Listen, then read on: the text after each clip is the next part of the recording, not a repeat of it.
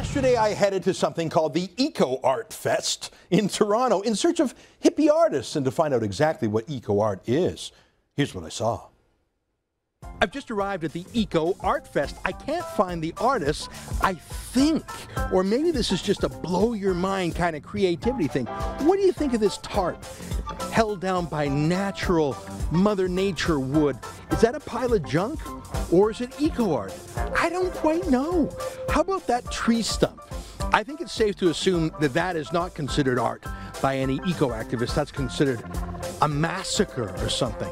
I've got high hopes that we'll actually find an eco-artist, so let's continue. Hello?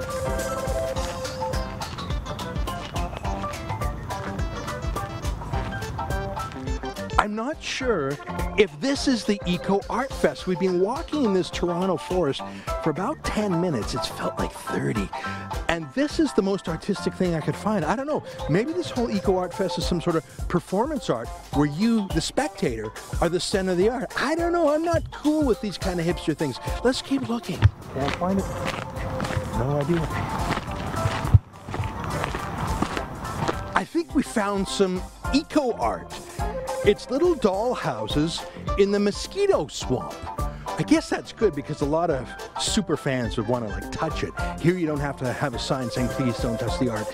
No one would go near that mosquito swamp. I don't know. I'm guessing a $50,000 Canada Council grant for that. What do you think? Let's see if we can find some more. Well, I'm away from the mosquito swamp and I found this plastic wrapped around a tree. I'm not sure if it's art. It's tough to say these days. I've seen plastic wrapped around trees that they want deer or other critters to stop eating the bark from, but I'm going to call it eco art. There it is. Probably a $10,000 grant for that smaller installation. We're done the hike. It was just the water boats, the swamp boat houses, and then that plastic wrap, and then these installation pieces, a black one and a blue one. I think this is eco art. It says recycling only. So I guess this is the third and final installation on the Eco Art Fest. Well, art is different from nature, isn't it? You can say nature is beautiful, but art is man's imagination shaping the world. And I've seen the official Eco Art Walk stuff, and I gotta say, it's pretty crappy. But as I came out of the Eco Walk art to this parking lot, I looked up and I saw that gorgeous high-rise, and I thought, you know what? That is beautiful. That's the most artistic thing here. I don't think it would meet any eco-freak standards, but to me, that's gorgeous. Let me be clear. That actually was an official eco art exhibit. That wasn't just me wandering through the woods. This was advertised, sponsored, there were signs. I did the whole eco art walk, and that is what I saw. That wasn't me just wandering around yelling at trees. That was it. I was the only one there. Well, listen, not all artists are eco-hippies. One man in Calgary is doing what no other artists seem to want to do. He's creating oil and gas art, and all without a government grant. Joining me now to talk about his creations is my friend Olivier Beaulieu. Olivier, great to see you again. No sitting in swamps for you. Show me and tell me about the art you've made about oil and gas. Hi, Ezra. Well, there was an art movement called Art Deco in the 20s and 30s. Maybe you think of the Great Gatsby. And normally people associate that with kind of glitz and glamour. But an interesting aspect was they used to celebrate technology back then. Think of those streamlined trains and chrome radios. So I thought, as you showed, art today tends to be much more critical of development. So I tried to imagine what would it look like if art actually celebrated oil and gas. As we're speaking, we're showing different things you've made. We showed the pillow with the oil derricks on, and here is different rings. Now, I don't think anyone would wear these rings other than to a costume party. There's a drill bit ring. We had a tire ring. But you're not hating industry. You're celebrating it and making us look at it as a beautiful sculpture.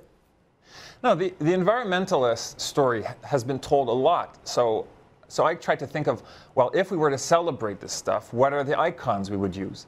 How would we celebrate, for example, horizontal drilling? So I created a pendant with a horizontal drill bit or you know, the giant tires in the oil sands. What if they were actually made to be beautiful and kind of glamorous?